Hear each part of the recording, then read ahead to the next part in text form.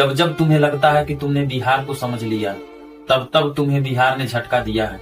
यह कहावत किसी कवि की पंक्ति नहीं, इस धरती का परखा हुआ मोल है। ये कहानी है एक ऐसे आदमी की जो मंच पे चमका, गानों में चमका और फिर सोचा कि उसी चमक से जनता को बदल देगा। उसका नाम है खेसारी लाल यादव। जिस गांव में वो बड़ा हुआ, उस गांव के लोग सुबह शाम सिर्फ काम में लगे रहते थे। पर कुछ गाने ऐसे होते हैं जो आंखों में उसकी दुनिया का सपना जगाते हैं। खेसारी के गानों में वही सीधी भाषा, वही भाव, लोगों की हंसी, उनके दिलों की धड़कन। उसके गाने घर घर गूंजे और खेसारी बन गया उन लोगों का बेटा।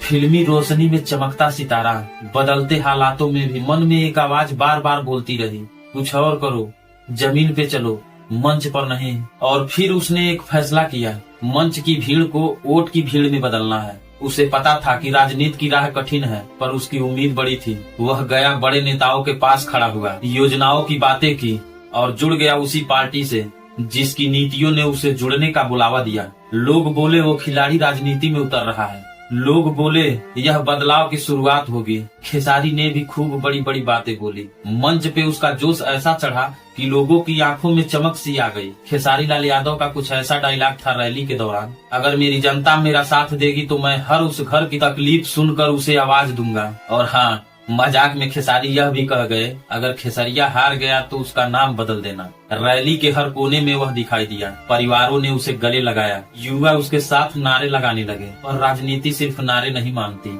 वह जमीन की बातें जानती है। सड़कों की हालत, रोजगार की कमी, स्कूल की कमी। खेसरिया ने मंच पर बड़े बड़े वादे किए, सोशल मीडिया ने उसे हीरो बना दिया। खेसारी की आशा हवा में तैरने लगी। गिनती की रात आई, पहले राउंड में थोड़ा ऊपर नीचे, लोगों के चेहरे पे भरोसा और थोड़ा डर दोनों था। और जैसे जैसे राउंड बढ़े, नेता की बढ़त घटने लगी और छोटे छोटे संकेत मिले कि शायद बातें इतनी आसान नहीं थी। और फिर अंतिम राउंड में जब संख्या पक्की हुई, खेसारी पिछड़ गया और भीड़ का शोर बदल गया, चेहरे की मुस्कान थम गई।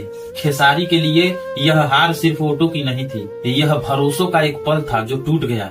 मंच पर कही बातें जिन पर लाखों लोगों ने उम्मीद रखी थी, अब सन्नाटे में दब गई। उसकी जोश की भाषा जो उम्मीद दे गई थी, वही अब तनहा खड़ी दिखी। कई समर्थक समझ नहीं पाए कि यकीन भी टूट सकता है। और वही पुरानी कहावत कानों में फिर गूंजी कि जब जब तुम्हें लगता है कि तुमने बिहार को समझ लिया, तब तब बिहार तुम्हें झटका देता है।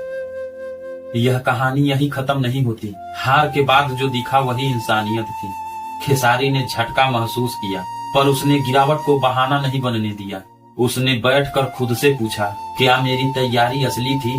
क्या मेरे वादे धरातल पर उतरने लायक थे? उसने जाना कि कैसे सिर्फ प्रसिद्धि को काम में बदला जा सकता है। मंच पर बोलना आसान है, जमीन पर काम करना उतना ही मुश्किल। मैंने कुछ गलत किया तो उसे सुधारूंगा।